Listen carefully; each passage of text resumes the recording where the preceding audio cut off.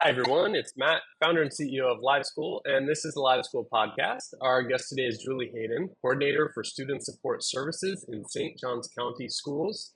And Julie also has over 10 years experience as a teacher in the district. She's been very closely involved with PBIS. Julie, so great to have you on. Yeah, thank you for having me. Woo, sounds like a lot of teaching going on there. Absolutely. Yeah.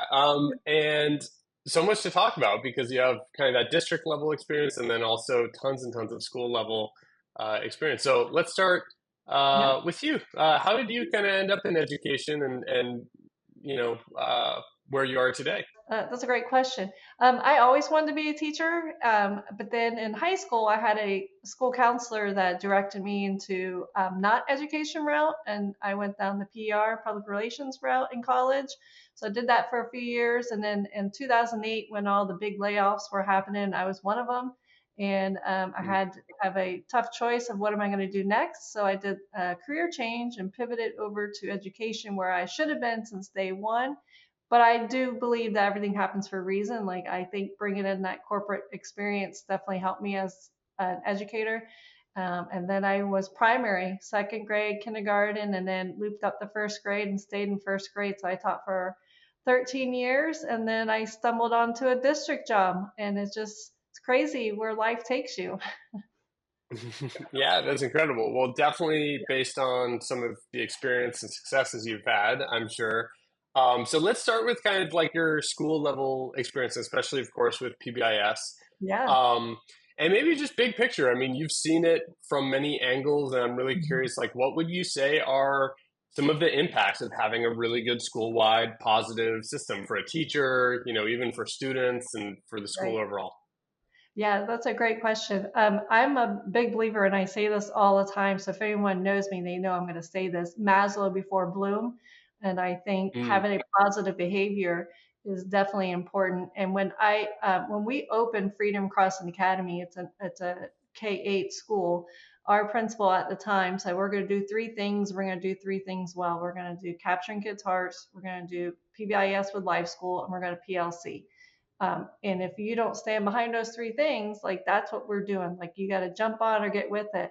But it ties into my Maslow before Bloom. It's definitely needed that positive behavior, setting the kids' expectations. We have expectations, so we need to deliver it to our students as well and make it their voice. So having just positive behavior intervention and supports, like I eat, drink, sleep PBIS. So it's an amazing thing. And then having LiveSchool to help support it is just like peanut butter and jelly or spaghetti and meatballs. It goes so well together. Can you tell I um, was a first grade teacher? I got to bring it down to spaghetti and I'm meatballs. loving it. I'm loving it. It's making me hungry, Right, but I right. am totally getting it. um, well, I mean, I think that's so smart. Like just three things and keeping them consistent. I'm sure there's so many great like connection points that you were Mhm. able to find between those three big initiatives. So building on that, like what about teacher buy-in? When you have been a part of actually from the teacher perspective, helping get Mhm. other teachers on board, have there been challenges in doing that, and what have you found really successful? Yeah, absolutely. There's those teachers that are the go-getters who like, yeah, let's take any challenge or let's, just try something new. And then you have, you know, some teachers who have that mindset of like content, content, content. I can't add anything else to it. So it becomes Mm, you have to be very creative with what you do with every type of teacher. And there's a lot of resources out there that I help my schools and teachers with teachers buy-in, and you kind of have to do like a kind of life school with them as well, where you give them incentives of, how many points are being given out and are they genuinely given out, and kind of put them into a pool. I know one school kind of did like an ice cream social for their teachers who were using live school mm, to its fullest, because at all ages, we like ice cream, we love food, so we're all going to be driven by food. So it's really, each have a team representative on your team, on PBIS team, and you kind of bring that back to your team, and you kind of know the dynamics of your teammates, and if you, for instance, Matt, are someone who's like dragging their feet, like really getting to the bottom of it. Why is it? Is it because it takes up time? There's different strategies. There are some teachers who use like a cup method of how many, cups per period. That would mean how many points they get. There's clipboards. So let's find a strategy that works best for you. Not necessarily is it displaying it on the TV the entire time. That may not work for you. Some teachers don't want the app in their hands. So really, it's like having your own, classroom of teachers. Everyone's differentiated. Mm. So what works best for you?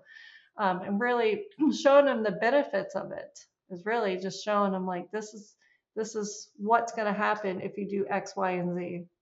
Yeah, Yeah, absolutely. yeah. And it sounds like flexibility is really important. Hmm. Teachers being able to kind of approach it in their own way. Hmm.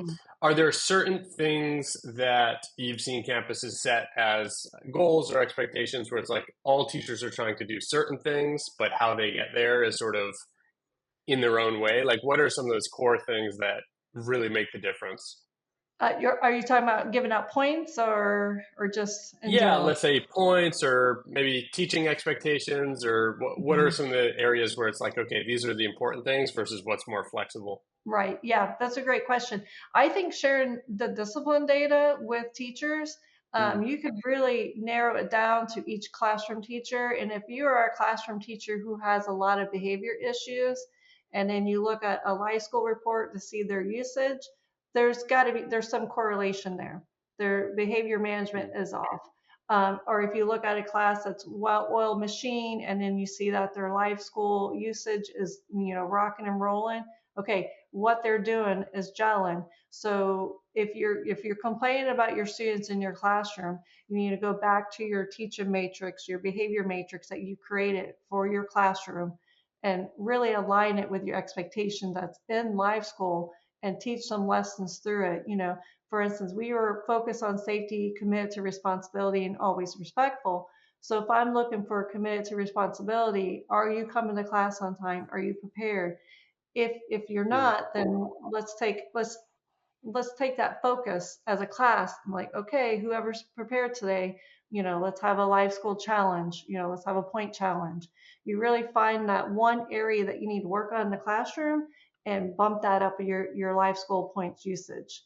And then you could taper it off and then see what's next coming up. And we've had school wide. We have a elementary school that part of their expectations, their shine, and if they're struggling on one of them, they'll do a school wide kind of Mm. incentive goal for that to really pump it up. And it was interesting because I did my PBIS walkthrough the week after they did like a huge push on it, and that's all the students and teachers were talking about was that one expectation.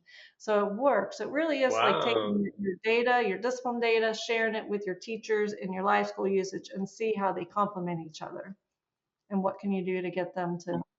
Yeah. That's such a neat idea. I think other schools and teachers could definitely run with. So it sounds like that's Mhm. something you've seen work both in the classroom and Mhm. at the school level, is basically to say like, hey, we're really struggling with making places better. We got a lot of trash being Mhm. left behind, and we're just going to go all out. Are they putting like a specific incentive around it, or is it just like cheerleading and talking about it a lot and getting kids excited about it? I think it's a mixture of all of them, and because you have Mm. those students who are savers and buyers, so they know what's in the store for them. So you have the ones who, they can't keep the points in their pocket, so they got to spend it like that. And then you have the ones who see the big picture and they want like that big prize. A lot of schools will do raffles at the Hmm. end of the year, so they want to collect all those points. So I think it's just a Mm. matter of being a cheerleader to them and seeing, what their love language of spending is like, to help motivate them. Yeah, yeah. That that makes a lot of sense. And speaking of incentives and all the fun stuff, so once you've seen campuses, get really bought in with student buy-in and teacher buy-in, what are some of those really, yeah, really creative or impactful rewards and different things that Oh my you've God. seen work with students? There's, I'm sure there's you've seen so a lot of fun stuff. There's so many of them. I used to have a spin the wheel, and they would use their points to spin the wheel, and it had just random things on it. But it even had like a slot of like nothing, because it's like Wheel of Fortune. You lose all your money on it. So we've always had a Oh, few wow. we spin it. I was like, but that's okay. You got to spin it, and we had fun. And I don't know why they end up loving having the nothing on the wheel. We have, and I know you've met probably Stephanie David with the crazy hair. So her kids, she was her. Yeah, definitely. uh, Seen her on social media too. Yes, and so she has boys, and I have a daughter. So one crazy hair, she needed hair bows and all that stuff. So she texted me saying, "Do you have this, this, and this? Does Logan have it?" I'm like, "Yep, I'll bring it to school tomorrow." Um, yeah, so a lot of them in the classroom. We have classroom stores as well as school-wide stores. I know some of them do Mm, raffles. We are in Jacksonville. Well, we're St. Augustine, but right with Jacksonville Jaguars. So a lot of them will do raffles for to go to a Play 60 game, set up in the honor rows at a Jacksonville Jaguars. So that is always a big one as well. Trying to think of creative ones. I mean, a lot of when my daughter was in kindergarten, her biggest thing was sitting in the teacher's desk. It's like little things like that, things mm, that don't cost yeah. things. And that's another thing teachers are like, I don't want to spend money on it. Most of my things in my classroom were, they were free. I had a little trampoline they could jump on, a little exercise bike, treasure chest, of course. I mean, that's always a big one. Candy jar. I mean, who doesn't want a candy jar? Oh my gosh, I'm trying to think of all of them. Write with markers for the day. Like there's a whole list of free ones. Being first in line at the lunch line, which that's a huge deal. Hmm. Line. I mean, talking about spaghetti and meatballs and peanut butter and jelly. Like now I want to be first in line. Yep. There's so many wide ranges of them, and they don't have to be um, costly or like they're low cost Mm, as well. yeah, absolutely. Yeah, it's such a good reminder because you think rewards and you might think like, you need to really go all out and splurge in terms of budget, but there are so Yeah. many things, and especially if you make them fun and you sort of, Yeah. show your enthusiasm, then kids are into it. Yeah, and I would always sit with my students, and we would come up with some free ones. They would like have bring a stuffed animal for the day, wear pajamas for the day, read a book to the class, or read a book to another class. Because I had first graders, so they would want to go see their kindergarten teachers. So I would work out with them that they could go read a book to them. So it's just they would you create that buy-in when they're like, okay, let's think of some things that we can do around the classroom that's free, and put it in their hands, and oh my gosh, right there you're gonna get the buy-in right from your students. Absolutely. You also mentioned the end of year raffles. I think that's a great one to share out just for other schools to maybe hear about. Do you know, you mentioned many schools do that. Do you have a feel for like, why are those so popular? I think because they're like big ticket items. I know for FCA, what I love that they do is the eighth grade raffle, and we feed into two different high schools. So we have the spirit wear, like the shirts and hoodies and cups and stuff from our area high schools. So those eighth graders are wanting to save their points to get some, Bartram Trail swag or Creekside swag and things of that sort to get them ready for high school. So I think that really gets them Mm, excited. They've been saving their points all year for that. Um, Another middle school, they Stanley Cups are a huge thing. Those Stanley Cups, all oh those yeah. big, all those things, the Squishmallows, like all those things. They buy those big ticket items that PTO buy for them, that bought for them throughout the year, and they save to the end of the year raffle. And because a lot of schools, you lose your points at the end of the year, and they start over the Hmm. next year. So it's use or lose. So they're waiting to that raffle to see, what they can do, what they can get. But it's really taking the Yep. pulse of your campus, and taking student leaders and asking students like, what do they want? There was one middle Yeah. school that she didn't think like the little mustache stickers would be like a hit, and one time like she sold out all of them, and every single kid, girls, boys, everywhere had those little mustache stickers all over the place. And that was middle school, so you really don't know. Like you got to ask your kids Yeah. what they. Yeah, that is such a good point. I mean, just trying to like roll out to kids, hey, here are the rewards. I mean, you might get lucky. Are there certain ways that you've seen people like get that input from students? Is it surveys? Is it focus groups? Or is it just you're just chatting with, students informally and just kind of brainstorming? All the above, all of it. all the above. Yep. You have the student leaders, but you also, you want to make sure you're getting every every point person across the campus. Like you want to kind of look Yep. at, lunchroom table and kind of get a person from each one and get their ideas. Because one person may could care less about a Stanley Cup, but they want this mustache sticker, or one wants a squishmallow, and then this, the giblets or whatever they're called. Like those are huge as well. A Rubik's cubes are huge at one school. It's just Yep. it varies across the district, as well as even in our in a school. Like what works well in a primary setting is definitely not working well with our middle schoolers, being a K-8. So that was always a struggle of Right. like how can we motivate our middle schoolers, because they're not into all the little Chotsky things here and there. They want food items. Like we would bring Chick-fil-A in once a month, and they would use 500 points to get Chick-fil-A once a month. Like it's really, food drives these kids snacks and drinks and things like that. Yeah.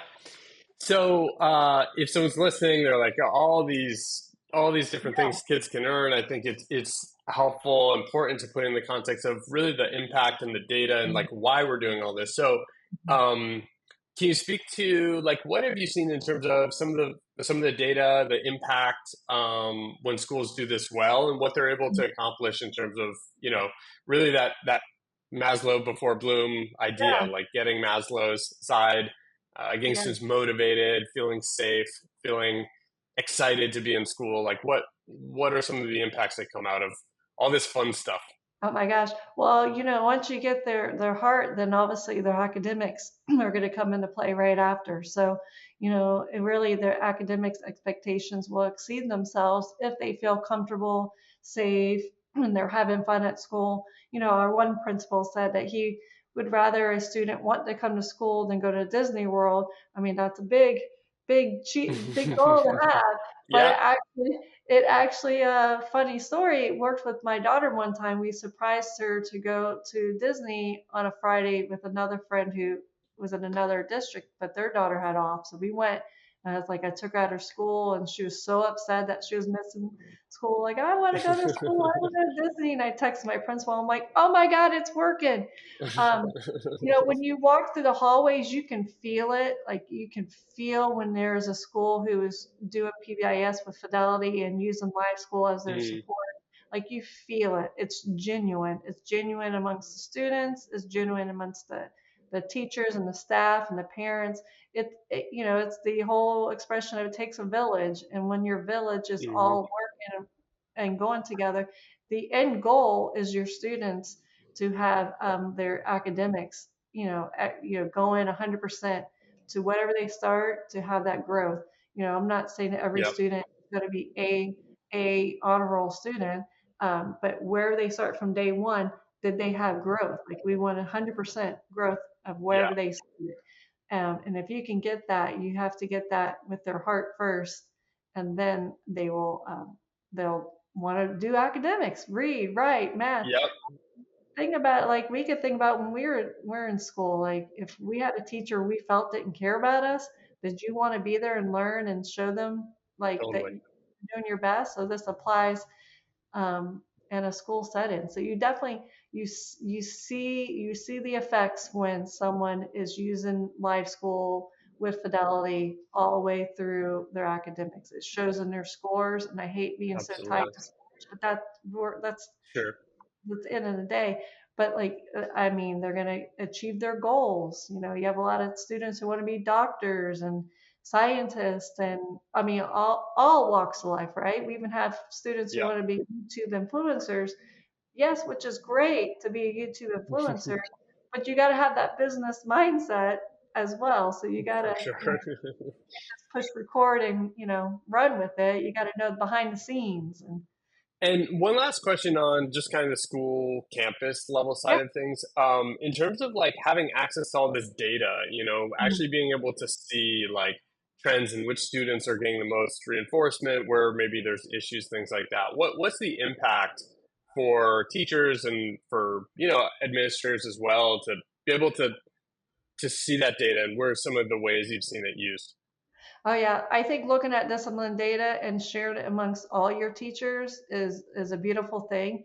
When I was at FCA, and they still do this currently at Freedom Cross, and there was a report that we have in our data system that is by what time and by whom, and it really breaks it down into chunks of the day. And we have found out that one particular grade level went to lunch and straight to resource afterwards, and there was a Mm, an influx in office referrals then because those students just could not do that transition.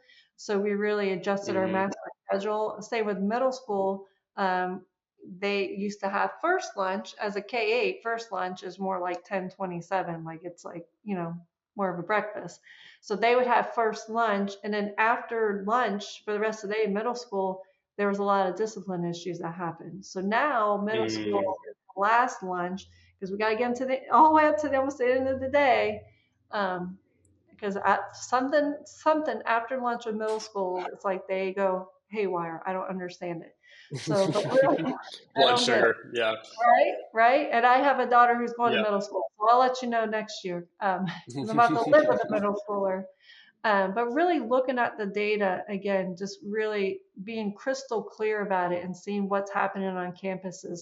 When we do Yeah. PBIS walkthroughs, we look for like two different common areas that have higher discipline issues, and are the rules posted there for what it's like to be in the cafeteria, because that tends to be like a hot spot for behavior issues. Are the rules posted there, and not just posted there, but are they communicated to the students? And how are they communicate to the students? And then are there any rewards for the students to when you're trying Yeah. to find a way? So it all kind of weaves together one common language. You can't just put a poster up and think it's going to work. Like you really have to explain it to them and role model, Yeah. model, and give points at that Yeah. time.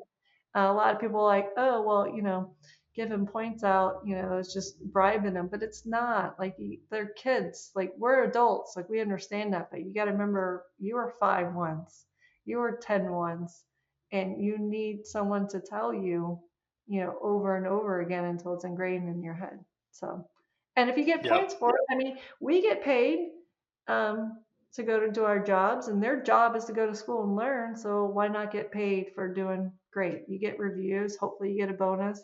I mean, not in education world, but in corporate world, you could get a bonus, and that's like life school. They're going to get a bonus for doing what they, exceeding someone's expectations. So it all kind of works together. Business 101. Yeah, yeah, absolutely. Yeah, I was actually going to ask about kind of that like intrinsic, extrinsic Yeah. debate because that is something you hear sometimes when you're supporting schools. Is that maybe a objection or concern that some teachers raise? Like, hey, Hmm. they should be They're, doing these things anyway. Like, we shouldn't mhm. have to. Is that something you hear? And what's kind of your stump speech for that? Yeah, and it's mostly in secondary because again they're so driven Yeah, by their content area because they have 40-45 minutes, and I understand that. But if you just take like the first 3-4 minutes of your class period to do that while they're doing bell work, you could share good yeah, news. You can build that community in there. It's just shifting that mind shift. Like you know, mm, that's the whole expression of fixed mindset versus growth mindset, and really reminding them like, do you remember what it was like when you were a teenager? Like you have all these different things right. going on in your head, like and especially today with kids with technology and social Yeah, media and at home things going on.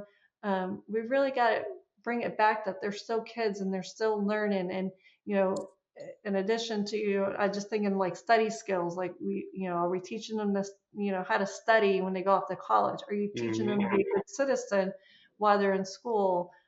It's just reminding them that at the end of the day, it's they're kids. Like, do you have kids? Do you yeah, remember having kids? Like, wouldn't you want someone to be patient with your child and teach them the expectations? So it's really yeah, peeling back the layers. So it's like an onion. yeah. Making me hungry again. I know, right? Uh, Sorry. no. Um, Yeah, that makes a lot of sense. And so I guess switching gears a little bit, you're now in this coordinator role Hmm. for, the county Hmm. schools. Hmm. And I will say it's definitely a trend that we're noticing that more districts, more counties are creating these supports for schools, Hmm. which is really interesting. I think really exciting compared to, even 10, 15 years ago. I remember when I was getting out of college, it was very much the No Child Left Behind kind of era Yeah. and tons of focus on testing. But to use your language, like Maslow was Yeah. less important, I think, Yeah. in terms of the priorities. So I guess I'm just curious, like what you're seeing and any advice for other coordinators like you who are trying to really kickstart these systems or help them get to the next level in schools. Like, what do schools need to be successful? Do you think? You definitely need from top down. You need administration buy-in from the top down because if you don't Hmm. have an administrator buy-in, bought into it, like it's everyone else is going to feel it. So I Yep. think you need an educator or an administrator who has either worked in a school that does PBIS and has a token economy like LiveSchool, like they like really understand the importance of it. I think that is like the first most important part of it is that. And then having a strong team, someone from each grade Mm. level, a school counselor, a dean, someone from PTO, for so everyone feels like they are a big stakeholder, which they are. It's Yep. really building that team to begin with. I would assume, and having Mm. like-minded individuals. If there are any schools who are, on the fence about using LiveSchool or PBIS in itself, um, reach out to other schools in the district or Mm. neighboring counties and do a walkthrough. I know Freedom Cross, and we open our doors to anyone who wants to come and see what it's like in action. I can't tell you how many visitors have come through my first grade classroom and they've seen a hot mess of me wearing a colorful wig or something going on. I'm like, oh, hey guys. Like really reaching out and like, because I think the best way to see it is to see it in action. We can watch, Mm. short videos of what it looks like or read little testimonials, but to actually go and see it and like, oh wow, this is legit. Like it really is like Maslow before Yeah. Bloom. Like, you know, so I really think that would be it. Yeah, totally. And like you said, there's just a feeling also when you Mhm. walk in a building that is Mhm. hard to get across in an article or a video. And it's really neat when you are walking down the hall and you can just tell that Mhm. students are, yeah, they're aware of what's Yeah. expected, they care, like they're Mhm. plugged into their environment and Yeah. have good relationships with administrators. It's a very special thing. So I think it is very special that your former school in particular opens its Mhm. doors to other folks. Mhm. And I think definitely for other schools out there that feel like, even if it's not perfect, but you feel like you've got some momentum going to, encourage colleagues to come by and see it. I think that's so powerful. Absolutely. And I have no problem if anyone ever wants to come to St. Johns County and see, K-8 or elementary school or middle school or high school because we have PBIS in all those schools that are using Live School. If they wanted to see the real feel of it in an elementary setting or in a middle school Mm, setting or high school, it really is neat to see it in all different walks of life because it is a different breed. And I'm not yeah. a middle school mom. Yeah. Yeah. Yeah. Yeah. Good luck, by the way. Yeah. So maybe just one question to close out, kind of a big picture question. Yeah. So let's imagine you had a billboard that you could put up that all the teachers and administrators in PBIS schools would see on their way to school in the morning. Uh-huh. Is there like a message that you really believe in that about how to support kids that you would want to share with them? Oh my gosh. I mean, I hate to say it again, but like Maslow before Bloom, like, I thought you might say that. I love and it. I don't know what else to say because it all encompasses that, like, flipping from capturing kids' hearts, you can't capture kids' mind to capture their heart, which is Yeah. so true. I mean, it's the basics, in our classes, we would do the love language quiz with our students and we would send it home and Cool. really, everyone has a different way of responding to things. So I think really, what is your love language? And then dot, dot, dot, Maslow before Bloom, you Yep. know, Yep. kind of merging I them love it. together. Hashtag Maslow before Bloom. I mean, let's do it. Being a live school, PBIS school, really um, wasn't a change to me because I feel like we did that already. But just to see Mm, it grow as a community, I mean, if you ask any student and family at Freedom Crossing, even a parent, what is the FCA way stand for? They're all going to tell you focus on safety, mm, committed responsibility, always respectful. And when you have mm. that so ingrained in a community, that really brings that village together that everyone grew up with and that you want for your kids.